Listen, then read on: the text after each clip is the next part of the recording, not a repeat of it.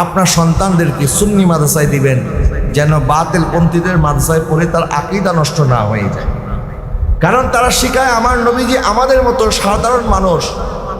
নবীজি সাল্লাল্লাহু আলাইহি ওয়াসাল্লাম হায়াতুন নবী নন। নবীজি সাল্লাল্লাহু আলাইহি ওয়াসাল্লামের আদবের ব্যাপারে, নবীজির ব্যাপারে তারা শব্দ চয়নে সতর্ক না, মুখে যা আসে তা বলে দেয়, বলে নবীকে বড় ভাইয়ের মতো সম্মান করলেই হবে।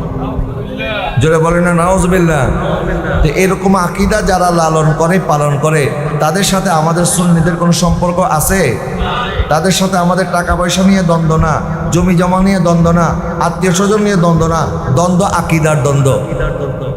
দ্বন্দ্ব আমার নবী মহব্বতের ব্যাপারে। তারা আমার নবীকে খাটো করে কথা বলে, আমরা সুন্নিরা সব সহ্য করতে পারি, আমার নবীর অপমান আমরা সহ্য করতে পারি না। কথা বলে না ঠিক না? এই জন্য আমি অনুরোধ করব, এই প্রতিষ্ঠান একটি সুন্নি আদর্শ প্রতিষ্ঠান।